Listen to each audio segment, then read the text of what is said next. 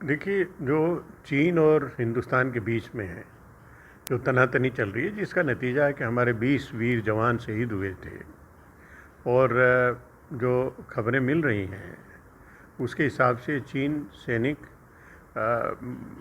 Line of actual control के हिंदुस्तान की तरफ वो आगे हैं कुछ एरिया में। और हमारे जो वीर जवानों ने उनको कंटेन किया है, आगे नहीं बढ़ने दिया है। और आज इसी संदर्भ में प्रधानमंत्री जी का भी लेह का दौरा है, ये महत्वपूर्ण है। इससे वो जैसा प्रोग्राम बताते हैं, जो घायल लोग हैं अस्पताल में भर्ती हैं हमारे वीर जवान, तो उनको उन हालचाल पूछेंगे। और उसके अलावा जो लद्दाख क्षेत्र में इंडो चाइना बॉर्डर के ऊपर जो क्या हालात हैं, क्या स्थिति है, उसका भी मैं समझता हूँ कि वहाँ समीक्षा करेंगे। जो महत्वपूर्ण एक दौरा ये प्रधानमंत्री जी का है। सर, पिछले 24 घंटे में इंडिया में सबसे ज़्यादा कोरोना के केसेस 20,903 पॉजिटिव केसेस निकले हैं, जिसमें 379 के आसपास लोगों की मौत भी हो गई है। ये एक दिन में सबसे ज़्यादा की तादाद हुई है। देखिए, ये कोरोना वायरस का जो संकट है वो गहराता जा रहा है। और हर रोज़ हम देखते हैं कि शायद अब जो कोरोना वायरस के केसेस की संख्या कम होती जाएगी, लेकिन हर रोज़ 24 घंटे में जो रिपोर्ट आती है उसमें बढ़ा हुआ पाता है। 20,000 के नीचे था, फिर 20,000 का आंकड़ा पार हुआ, अब 21,000 का आंकड़ा पार हो रहा है। और ये जो मरने वालों की संख्या भी इसमें बढ़ रही है। दिल्ली में भी जो संख्या केसेस की निरंतर बढ़ रही है। मुंबई में, महाराष्ट्र में, तमिलनाडु में, गुजरात में। तो अब कुछ पॉकेट्स में, विशेष पॉकेट्स में ज़्यादा केसेस हैं, तो उनको विशेष ध्यान देने की आवश्यकता है। और केंद्र सरकार में इसकी समीक्षा करके क्या ऐसे क्षेत्रों में अतिरिक्त सहायता देने की आवश्यकता है, कुछ धनराशि देने की आवश्यकता है, या कोई स्ट्रेटजी में परिवर्तन करने की आवश्यकता है। इन सब की समीक्षा केंद्र सरकार के द्वारा की जानी चाहिए। और हर हालत में, चाहे टेस्टिंग, मास टेस्टिंग, घर घर जाके टेस्टिंग करना क्यों ना पड़े, उनको एक सिरे से तत्काल आइडेंटिफाई करके उनको आइसोलेट करना लाजमी है, ताकि वो अन्य लोगों को संक्रमण ना फैला सके। सर, भारत में कोविड-19 की दूसरी वैक्सीन को अप्रूवल मिल गया है ह्यूमन ट्रायल के लिए। इससे पहले हैदराबाद की एक और वैक्सीन को अप्रूवल मिला था। अब ये कितनी बड़ी कामयाबी देखते हैं कि भारत भी इसमें लगा हुआ है वैक्सीन डेवलप करने में?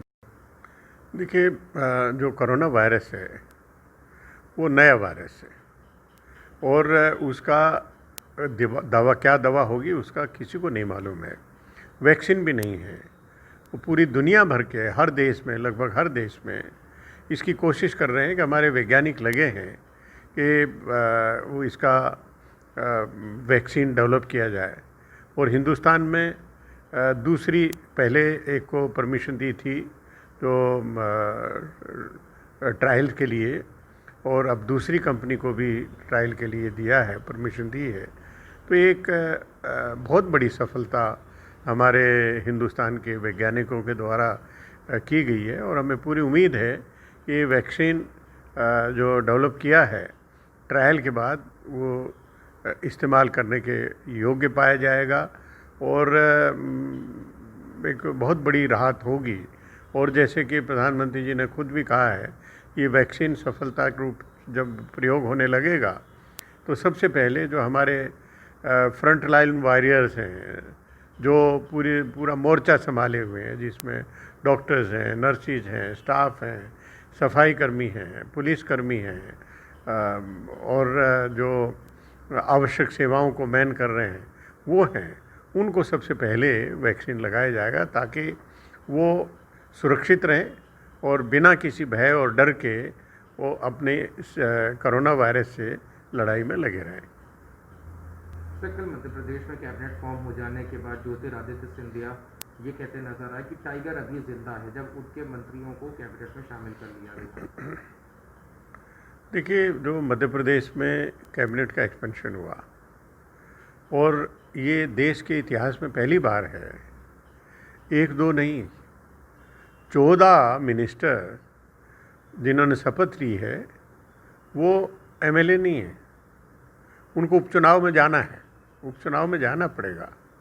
और भी जगह खाली हैं जो विधायक के रूप में, जो खरीद फरोख्त करके, जो आयाराम गयाराम वाली कहानी को चरितार्थ करते हुए जिस तरीके से उन्होंने रिजाइन किया, जिस तरीके से धन बल सत्ता बल का प्रयोग करके केंद्र सरकार के माध्यम से कमलनाथ सरकार जो बहुत अच्छा काम कर रही थी उसको अपदस्थ किया, उनको हटाया, और शिवराज सिंह जी के जो 15 साल के घोटाले जन जन की ज़बान पे हैं उनको पुनः मुख्यमंत्री डिक्लेयर कर दिया, वो शपथ ली।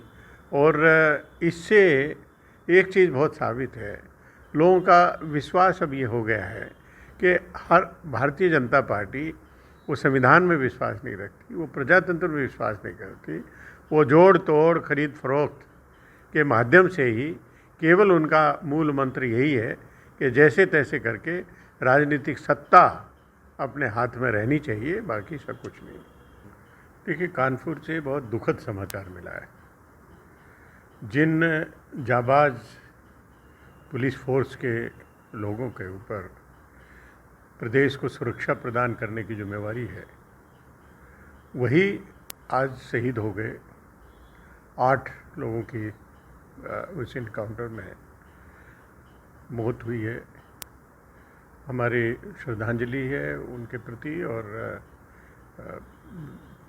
जो संबंधित परिवार हैं उनके प्रति हमारी संवेदना है। इसमें हमारे राष्ट्रीय महासचिव श्रीमती प्रियंका गांधी जी ने भी दुखद व्यक्त किया है और कहा है ये कि जब सुरक्षा देने वाले ही सुरक्षित नहीं हैं तो किस तरह का लॉ एंड ऑर्डर है। ये एक अच्छी बात है कि इनकाउंटर में 2 बदमाश जो विशाल दुबे गैंगस्टर, उनसे गैंग के लोग वो इनकाउंटर में मारे गए हैं। लेकिन इसके साथ साथ ये भी जांच होनी चाहिए, गहराई से जांच होनी चाहिए कि इतना दुर्दांत अपराधी कैसे पुलिस की गिरफ्त से बाहर रहे। ये भी देखना चाहिए कि किसका संरक्षण उनको प्राप्त था। ऐसे सफ़ेदपोश लोग जो अपराधियों को संरक्षण देते हैं उनके खिलाफ भी सख्त कार्रवाई होनी चाहिए और एक अभियान के रूप में होनी चाहिए। सर, जो पुलिस वाले शहीद हुए हैं, क्या उनके लिए सरकार से आप मांग करेंगे कि उनको क्या मुआवजा दिया जाए? कांग्रेस पार्टी भी उनके लिए क्या करेगी? देखिए, ये राज्य सरकार की जिम्मेवारी है और मैं समझता हूँ कि इसमें पहले से नियम निर्धारित हैं। उनके जो शहीद हुए हैं उनके परिवार वालों को कम से कम एक सरकारी नौकरी अवश्य दी जाए और उनको आर्थिक सहायता के रूप में परिवार को एक सहायता के रूप में धनराशि भी देनी चाहिए और 1 करोड़ रुपए से कम तो नहीं होनी चाहिए। और हम उस परिवार के उन परिवारों के साथ में हैं और पुलिस फोर्स का मनोबल किसी भी हालत में गिरना नहीं चाहिए। इसकी विशेष व्यवस्था राज्य सरकार को करनी चाहिए।